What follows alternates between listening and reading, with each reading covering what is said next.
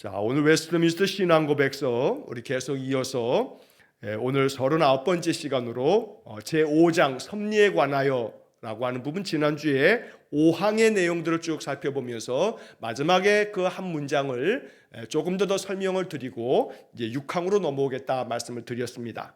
자, 5항의 내용들을 다시 한번 쭉 제가 읽어보고 마지막 문장에 대한 것들에 대해서 좀 보충 설명을 하고 또 성경의 이야기들을 몇 군데 좀 살펴보고 난 다음 오늘 6장으로 넘어가도록 하겠습니다.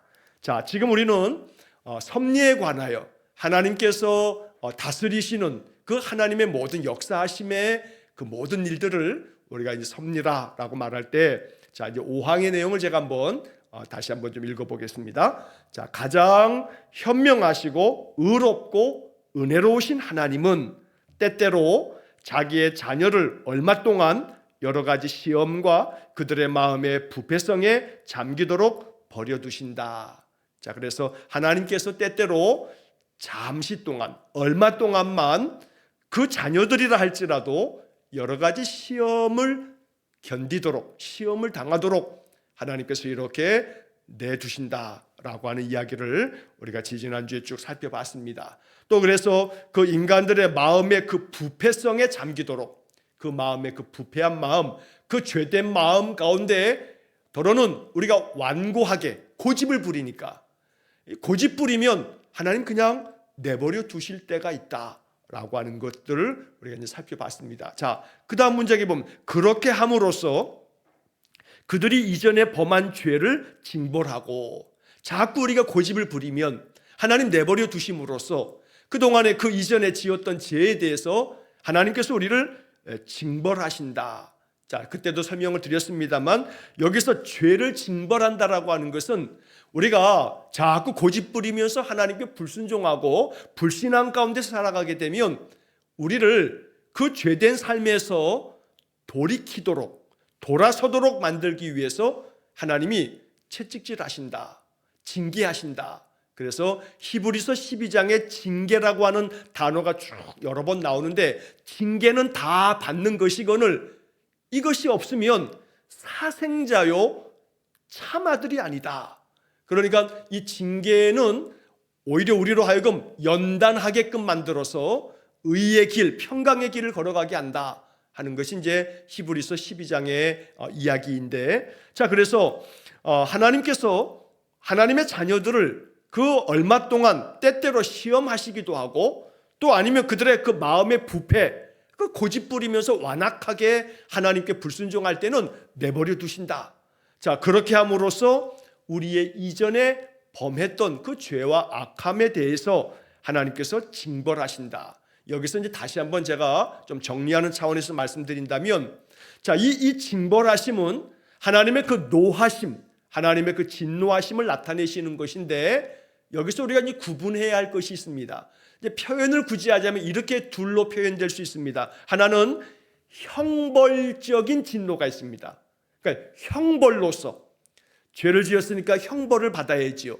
그러니까 형벌적인 진노가 있어요.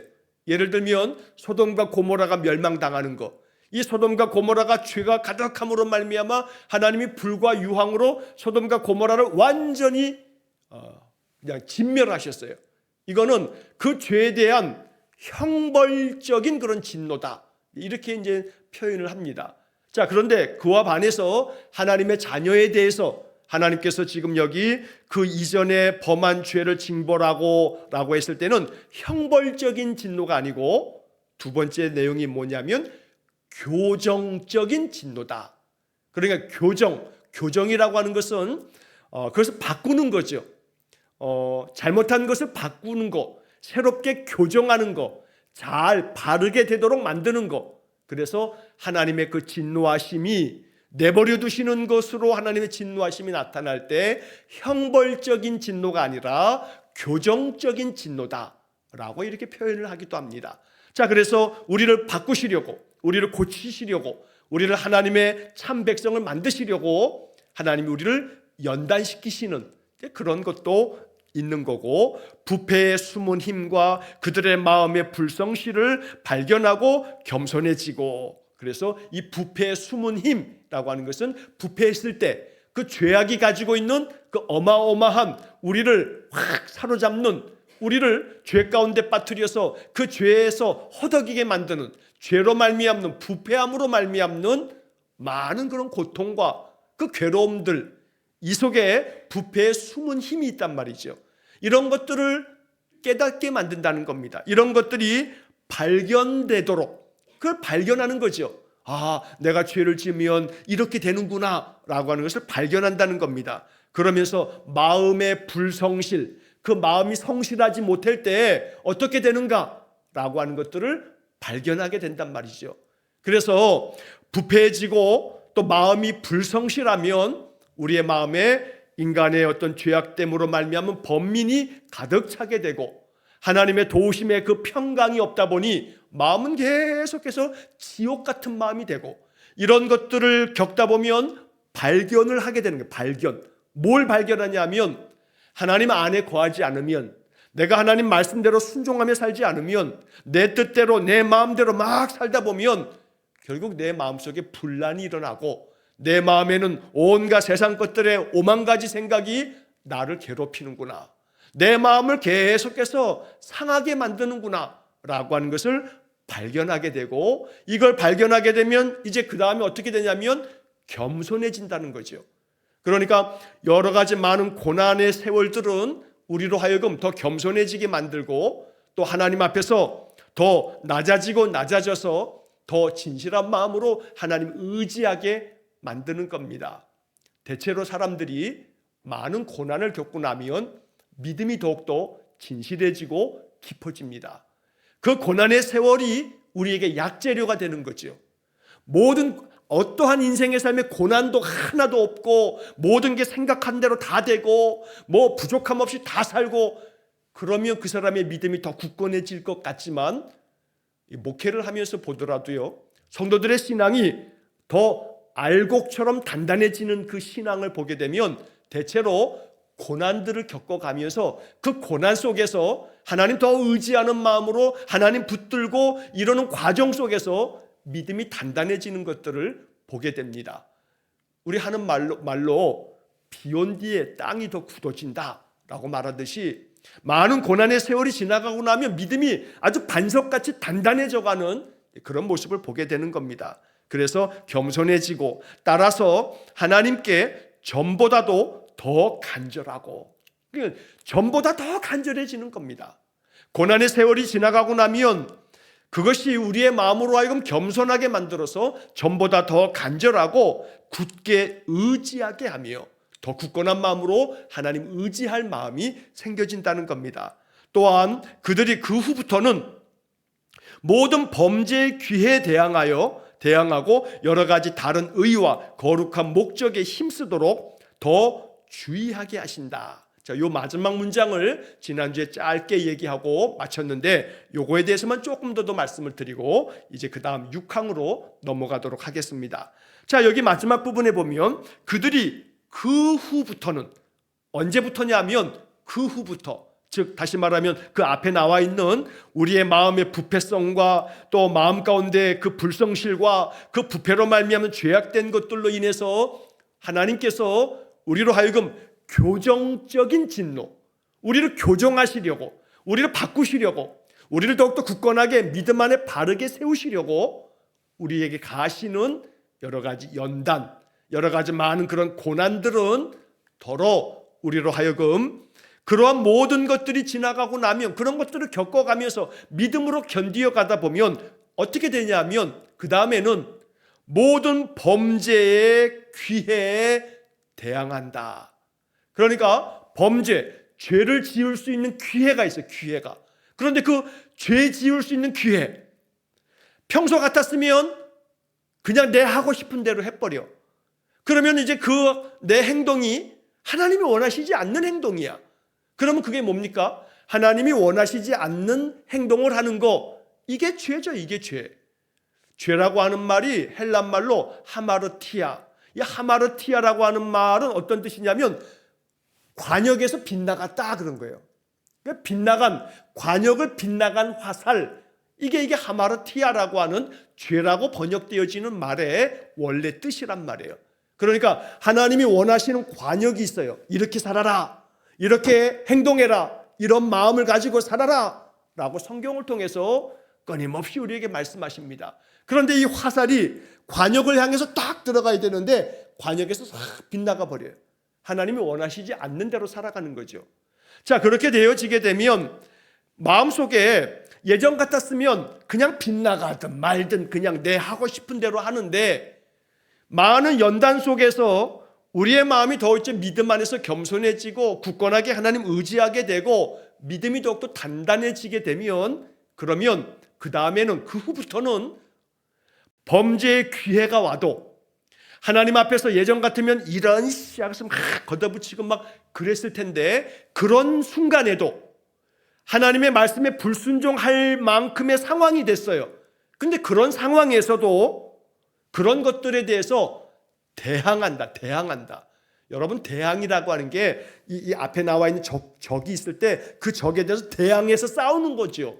그러니까 범죄의 기회가 있는데 이 죄라고 하는 놈이, 야, 예전처럼 해, 그냥 살던 대로 해, 하던 대로 해 라고 하는 식으로 내 마음속에 아이고 저걸 쌍 그냥 확 막 이랬다가도 그 순간에 아니야, 이거 아니지 하고서 내가 그걸 탁 걷어차는 게 이게 대항이죠. 마귀가 내 마음속에 그저 네 하고 싶은 대로 해, 아이고 그냥 승질대로 해 라고 하는 마음을 막 마음속에 불어넣어 주지만 그걸 어떻게 해요? 발로 걷어찬단 말이에요. 대항한단 말이죠. 범죄의 기회에 대항하고 이 정도까지 나아가는 겁니다.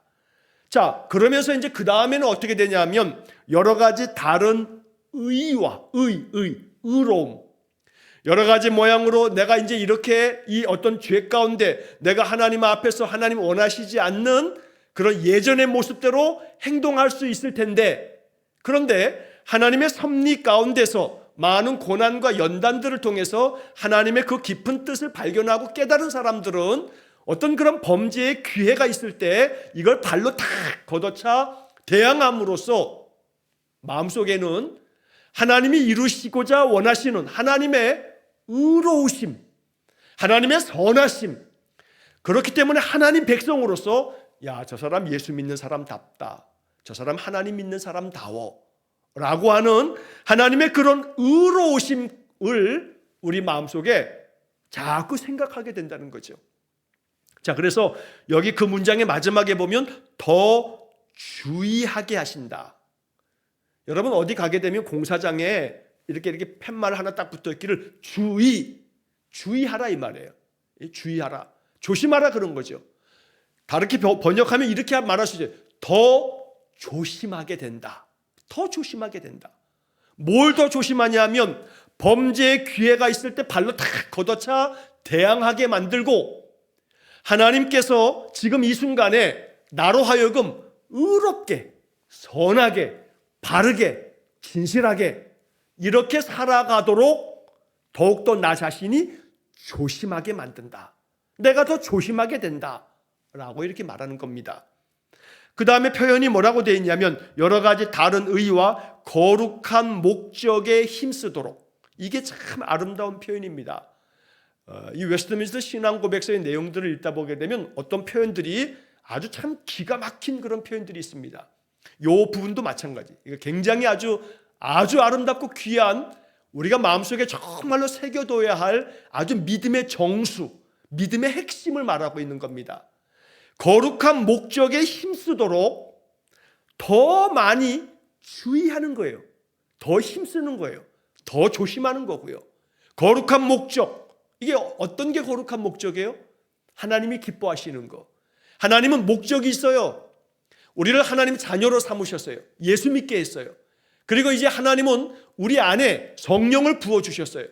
그 성령 안에서 믿는 신자가 세상을 변화시키고 세상에 하나님 나라를 세워가고 선한 영향력을 미치면서 많은 사람들을 바른 길로 인도하고, 이러한 목적을 가지고 우리에게 은혜를 주시고 우리로 하여금 믿음 안에서 깨달음을 주신단 말이에요. 그럼 우리는 이 거룩한 목적을 따라서 이 목적을 달성하기 위해서 힘쓰는 거죠. 이게 신자죠. 이게 그러니까 하나님이 어떤 목적을 가지고 계실까? 하나님은 나에게 어떤 목적이 있나? 더 쉽게 말하면 나에게 바라시는 게 뭔가? 하나님 나에게 원하시는 게 뭔가? 내가 어떤 일에 힘쓰기를 원하시는가? 내가 이 일을 할 때 어떤 마음으로 힘쓰기를 원하시는가? 라고 하는 것들을 더 주의하게 하신다. 더 신경 써서 더 마음을 두고, 그래서 내 마음속에 이 거룩한 목적을 달성하기 위해서 오직 여기에만 마음을 둔다라고 하는 겁니다. 자, 여러분, 예를 들면 전에도 한번 말씀드렸습니다만 야곱의 아들들 중에 11번째 아들 요셉이 그 형들의 미움과 시기를 받아서 형들에 의해서 애굽의 종으로 팔려갔습니다. 자, 젊은 나이에 애굽에 팔려간 이 요셉의 종살이를 합니다. 10년 넘는 세월, 아주 십수년 이상을 종살이를 합니다. 자, 마음속에 노예입니다. 노예. 뭐 지금이야 뭐 이렇게 노예 제도가 있는 건 아니지만 노예, 말 그대로 종의 주인에 의해서 그냥 그 생명도 달려 있는 거예요. 죽고 사는 게 주인의 손에 달려 있어요. 그러니 이 요셉의 마음속에 형들이 자기를 팔아버렸어. 종으로 팔았어.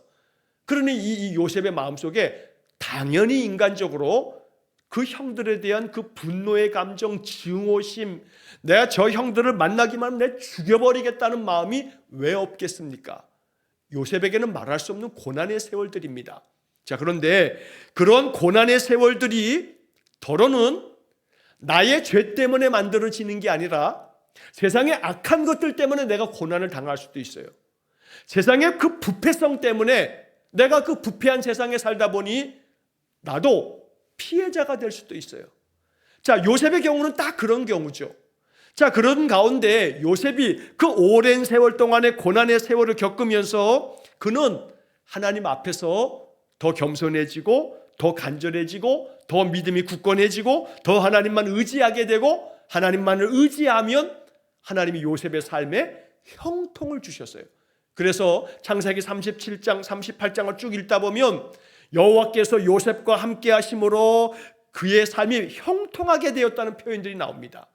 그러니까 하나님은 요셉으로 하여금 그 모든 인생살이 속에서 내가 하나님과 함께 했더니 하나님이 나와 함께 계셔서 내 삶의 모든 것들을 형통하게 인도하시는구나.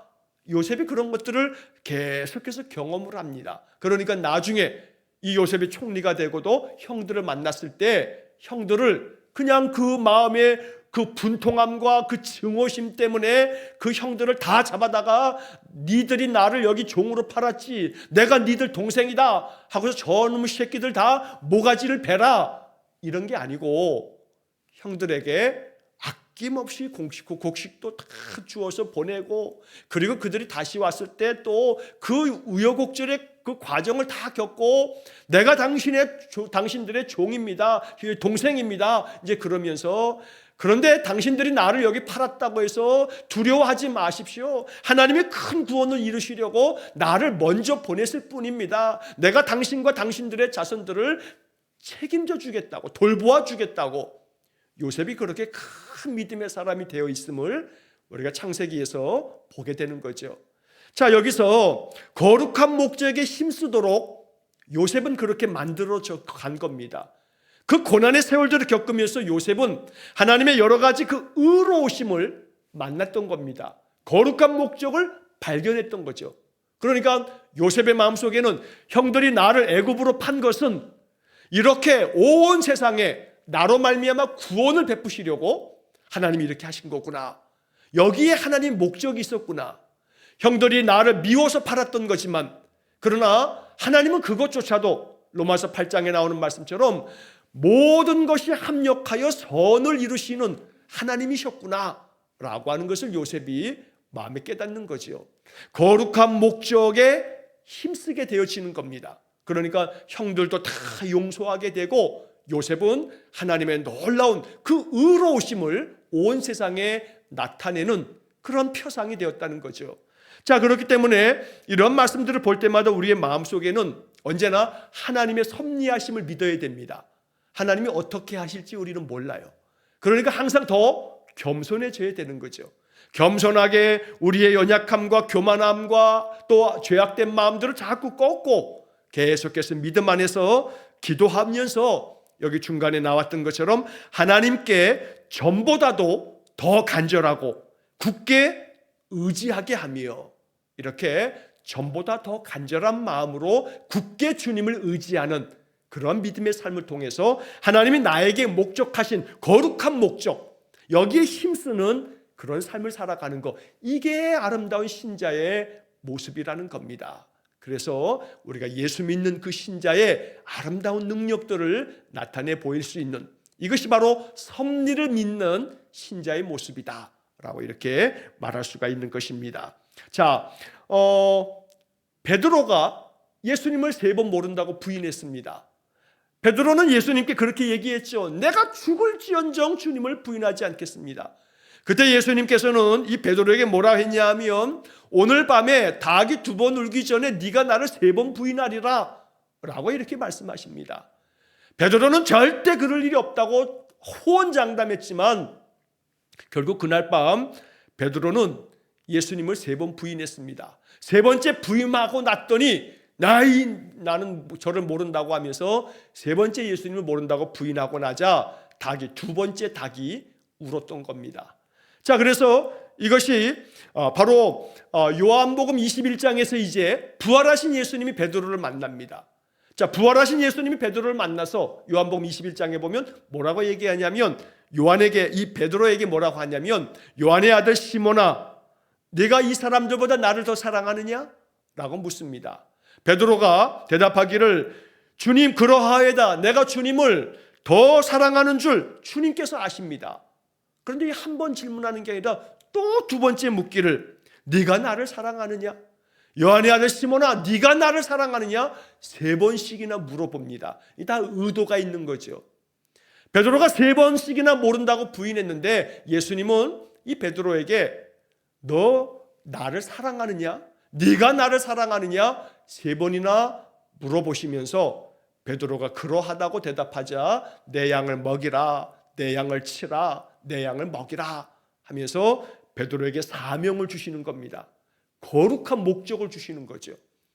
자, 그래서 우리는 이 5항을 보면서 거룩한 목적에 힘쓰는 것, 그러다 보니까 베드로는 예수님께서 십자가에 못 박혀 돌아가셨는데 내가 어찌 예수님처럼 십자가에 제대로 못 박혀 내가 죽겠냐고 하면서 나는 거꾸로 십자가에 거꾸로 나를 못 박으라고, 그렇게 베드로는 순교를 당할 때 로마에서 순교를 당하면서 거꾸로 십자가에 못 박혀 순교했다라고 하는 그런 전승을 우리가 보게 되는 겁니다.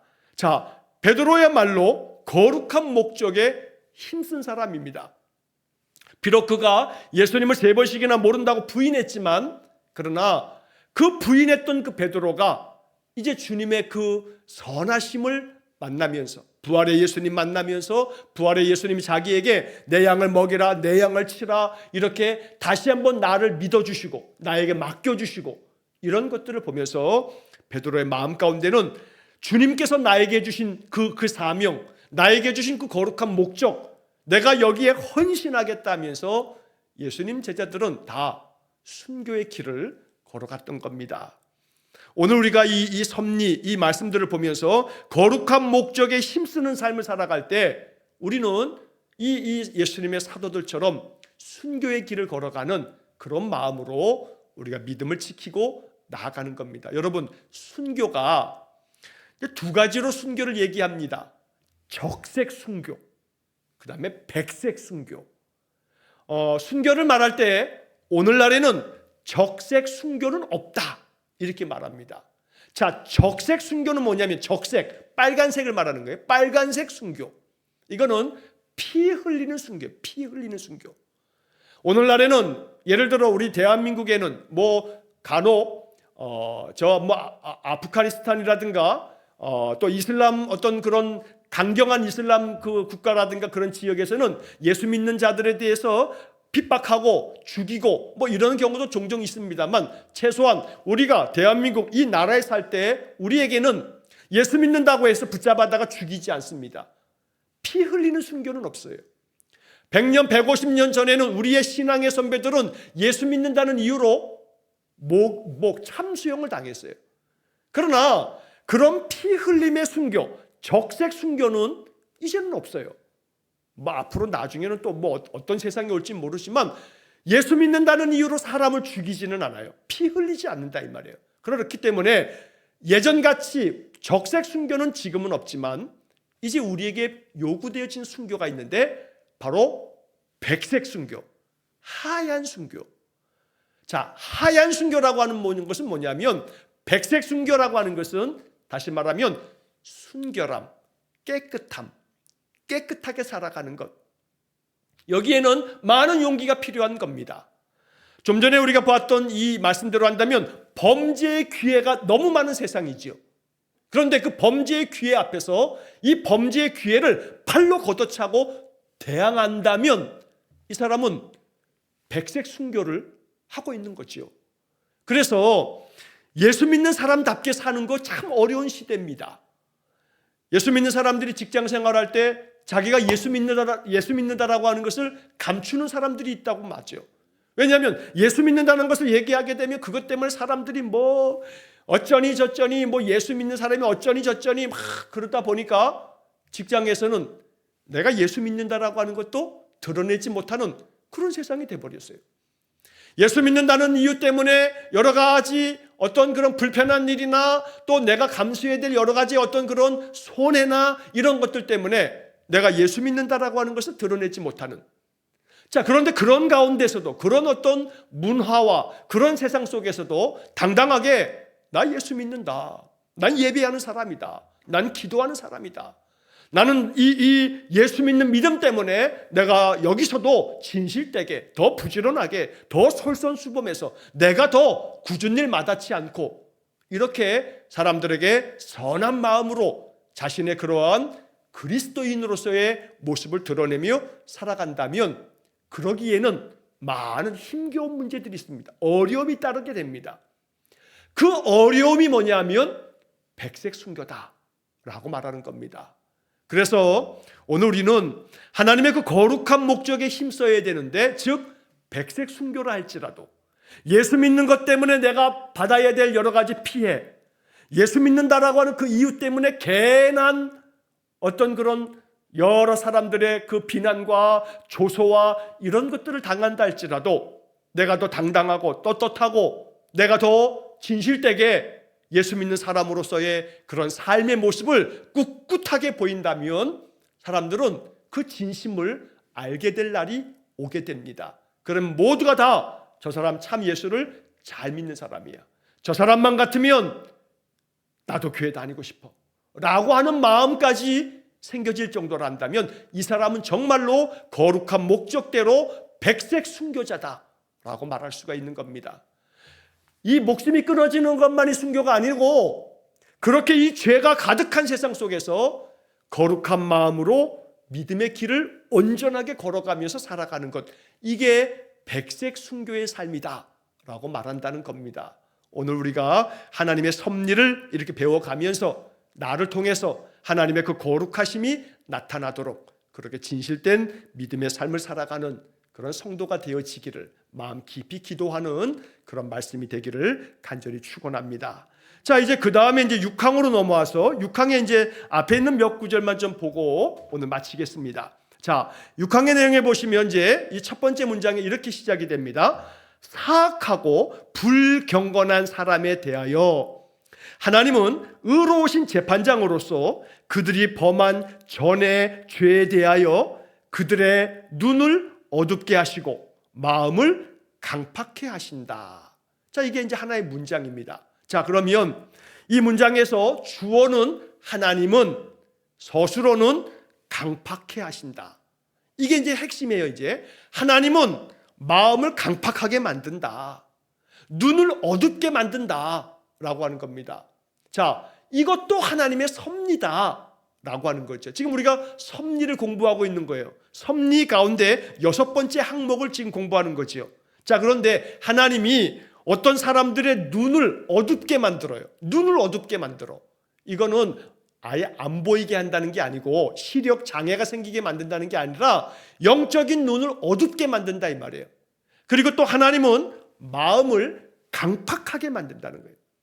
여기 강팍하다는 표현이 나오는데 성경의 표현대로 하면 완악하다, 완고하다 그런 표현처럼 아주 그 마음이 거친 마음으로 자기의 마음의 그 고집을 아주 세게 밀어붙이면서 어느 것 하나 듣지 아니하고 하나님 말씀도 다 귓등으로 듣고 다 거절하고 대항하고 마음이 아주 완악하게 강팍하게 되는 거, 이거 하나님이 그렇게 하신다라고 말하는 겁니다. 자, 근데 누구에 대해서 어떤 사람을 그렇게 하는 거냐면 맨 앞에 첫 문장 사악하고 불경건한 사람에 대하여. 자, 여기 두 가지 표현이 나와요. 사악한 사람에 대해서. 그 다음에 두 번째는 불경건한 사람에 대해서. 저는 이것을 해석할 때 이제 이렇게 해석해요. 사악한 사람, 이건 말 그대로 불신자, 아주 그 죄악 가운데서 그냥 사는 사람, 전혀 그 마음에 기본적으로 모든 인간에게 주어진 어떤 그런 양심이 작동이 안 돼요. 그러니까 양심이 작동이 안 되니까 옳고 그른 걸 구분하지 못해. 도덕적으로도 그냥 완전히 불량한 사람, 이거 사악하다라고 이렇게 말하는 거예요. 자, 사악한 사람에 대해서 하나님은 그들의 눈을 어둡게 하시고 그들의 마음을 강팍하게 하신다. 자, 또 불경건한 사람에 대하여. 여기서 불경건한 사람은 믿는 사람인데 경건하지 않은 사람. 그러니까 경건하지 않다 그런 거죠. 자, 경건하지 않은 사람에 대해서도 하나님은 눈을 어둡게 하고 마음을 강팍하게 한다. 그래서 이 사악하고 불경건한 사람, 이걸 둘로 구분해서 이렇게 표현했다고 저는 해석을 합니다. 그래서 사악한 사람은 와의 마음 가운데 하나님을 그냥 다 거부하고 완전히 불신한 가운데 양심도 화인 맞은 자처럼 도덕적인 그런 양심도 기본적 양심도 없는 그런 정말 말 그대로 사악한 사람. 그리고 믿음을 가지고 있지만 그냥 형식적. 모양만 그래, 모양만. 어디 가면 종교가 뭐요? 그럼 기독교라고 체크는 해. 그러나 그 안에 진실한 경건의 참 믿음은 없어. 이런 사람들 불경건한 사람.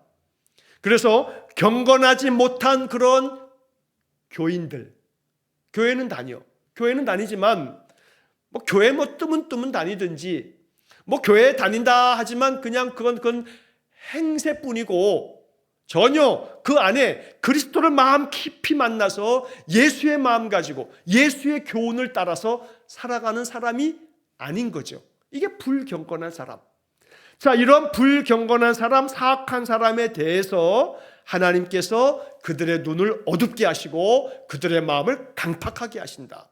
이게 하나님의 섭리라 이 말이에요. 자, 중간에 이런 표현이 나와 있어요. 그런 하나님은 이렇게 사악하고 불경건한 사람에 대해서 의로우신 재판장으로서, 하나님은 의로우신 재판장이에요. 재판장이 하는 게 뭐냐면 죄와 악한 것들을 심판하고 벌하는 거죠. 판단하는 거죠. 판정하는 거예요. 자, 그래서 의로우신 재판장은 사악한 자를 또 경건하지 않은 자들을 하나님의 그 의로우신 기준에 따라서 재판하신단 말이에요. 그 재판의 결과 어떻게 해요? 심판하신다고요. 의로우신 재판장이 심판하신다. 누구를? 사악하고 불경건한 사람들을 의로우신 재판장이 심판하신다. 그런 말입니다. 그 다음에 그들이 범한 전의 죄에 대하여, 그들이 범하였던 이전의 죄에 대해서 의로우신 재판장이 심판하신다. 자, 그런데 그 심판의 내용이 뭐냐면 바로 그 뒤에 나와 있는 그들의 눈을 어둡게 하시는 거, 그들을 마음에 강팍한 대로 내버려 두시는 거, 이것이 의로운 재판장의 심판이다 라고 이야기하는 겁니다. 이게 하나님의 섭리다 라고 말하는 거죠. 자, 여기서 의로우신 재판장의 심판은 지금 이 현세 우리가 목숨 붙어있는 이때까지 인생을 살아가는 동안에 하나님의 심판은 눈을 어둡게 하고 그리고 마음이 강팍한 대로 내버려 두는 거가 의로우신 재판장이 이 현세 가운데 그 사악하고 불경건한 사람에 대한 심판이다 이 말이에요. 그러나 이 심판으로 끝나는 게 아니라 그렇게 인생 가운데 심판을 하나님이 눈을 어둡게 하고 또 그들을 마음에 강팍한 대로 내버려 두지만 나중에는 어떻게 돼요? 이제 마지막 심판에 가서는 마지막에 두 번째 심판에서는 이제는 완전히 영원한 불못, 저 불구덩이 지옥불에 던져놓는 거죠. 영원한 지옥으로 던져버리는 겁니다. 심판의 형벌을 마지막에 당하게 되는 거죠. 그런데 이 목숨이 붙어있는, 이 육신의 숨이 붙어있는 기간 동안에 하나님의 의로우신 심판은 눈을 어둡게 하고 마음을 강팍하게 만드는 겁니다. 이게 하나님의 섭리라는 겁니다. 자, 그러면 여기서 이제 우리가 이해해야 할 것이 있는데 뭐냐면, 자, 눈을 어둡게 한다라고 하는 것은 이제 우리가 구약 성경을 읽다 보면 그런 선지자들의 이야기 중에 그런 표현들이 많이 나오죠. 눈으로 보긴 보아도 보지 못하고, 귀로 듣긴 들어도 듣지 못하고, 깨닫지 못하게 만드신다는 거예요. 자, 왜냐하면 그들이 그런 가운데 눈으로 보고 귀로 듣고 깨달아서 돌이켜 하나님 앞으로 나아올까, 하나님이 그렇게 그 모든 것들을 막으신다. 이게 바로 심판이다, 그런 건데, 자, 여기서 이제 우리는 그 문장을 보시면 맨 끝에 이제 참고 구절이 그런 게 나오죠. 로마서 1장 24절, 그 다음에 26절, 28절, 11장 7절로 8절 이런 말씀이 나옵니다. 자, 이 로마서 1장 24절, 26절, 28절을 각각 읽어보면 거기에 공통된 게 나오는데 뭐가 나오냐면 내버려 두사, 내버려 두사, 내버려 두사 이런 구절들이 나와요. 로마서 1장 24절, 26절, 28절에 자, 하나님이 내버려 두세요. 그들의 마음의 그 더러움대로 그냥 내버려 두세요.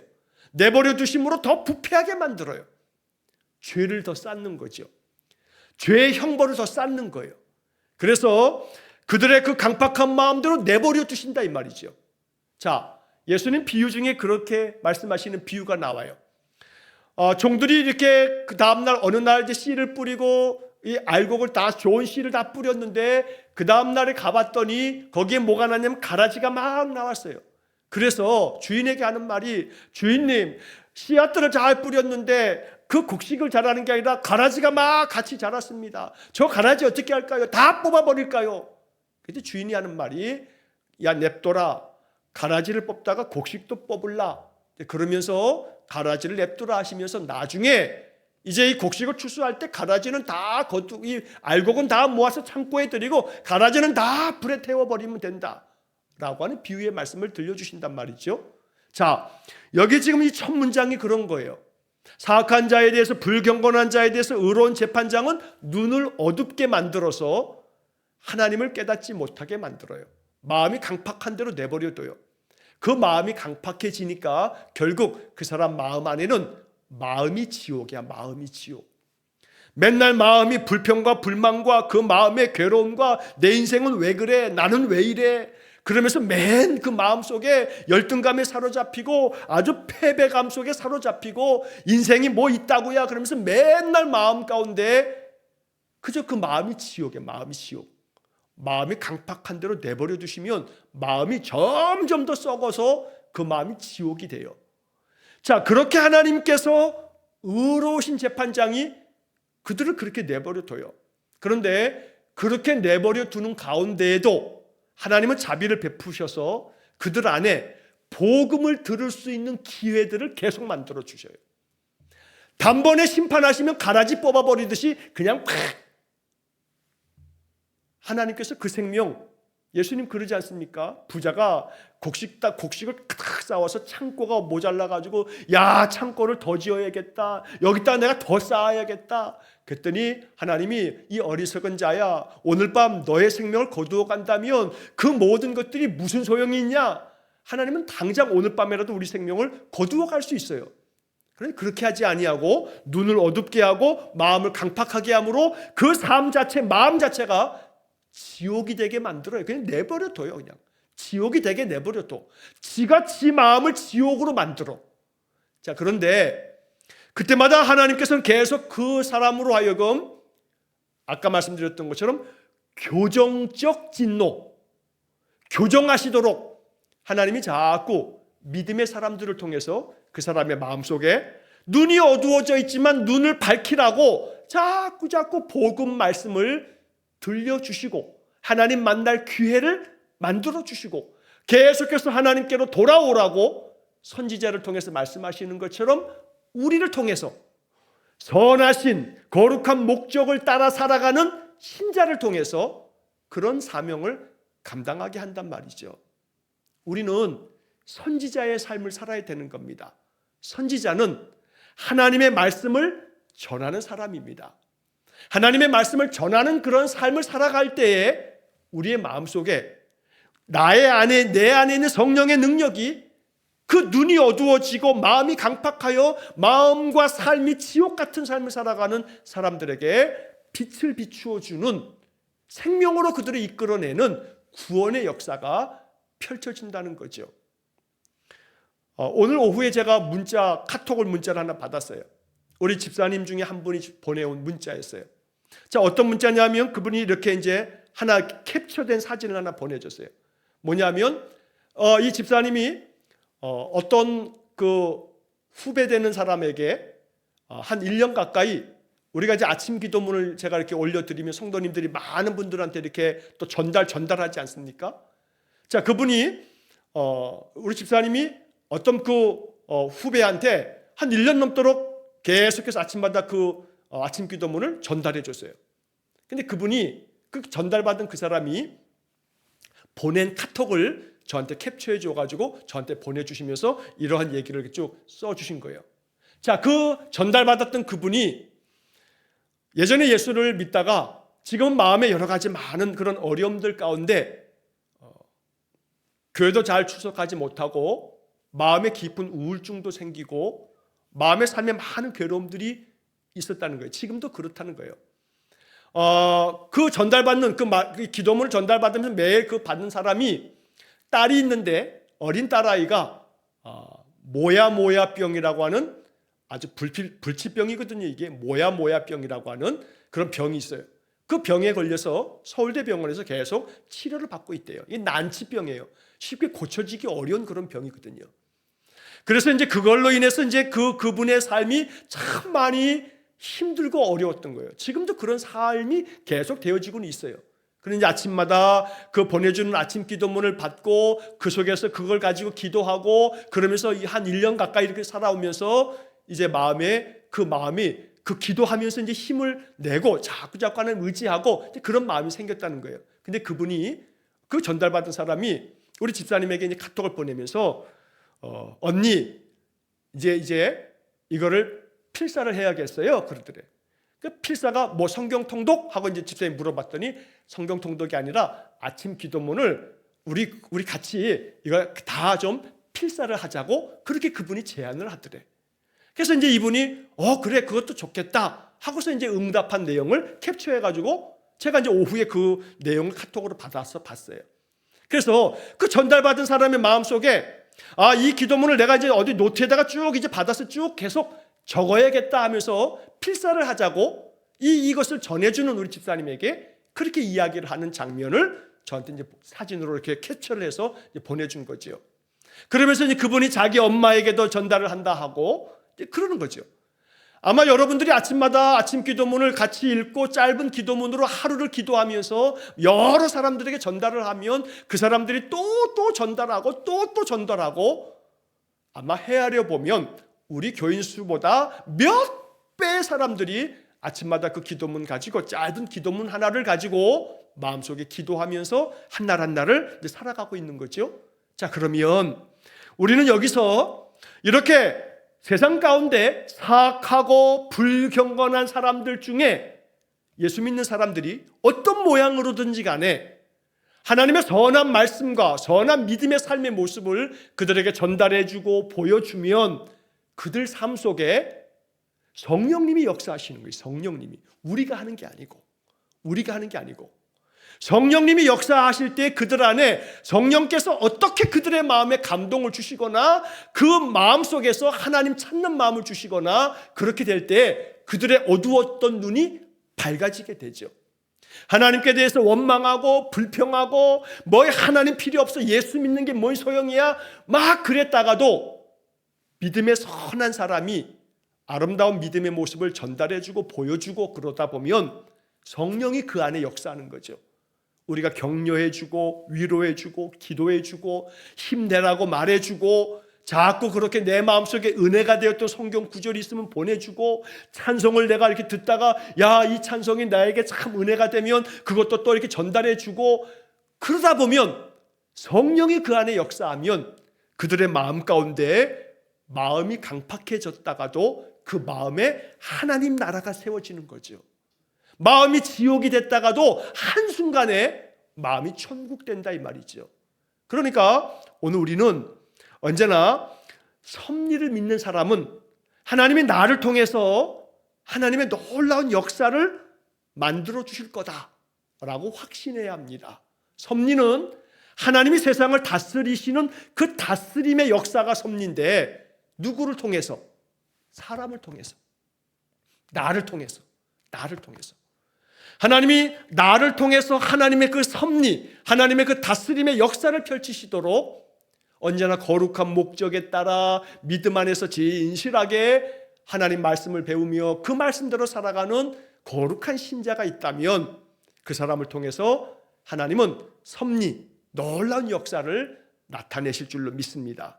그러면 눈이 어두웠던 사람이, 마음이 강팍하여 그 마음이 지옥 같았던 사람의 마음속에 생명의 빛이 비추어진다 이 말이죠.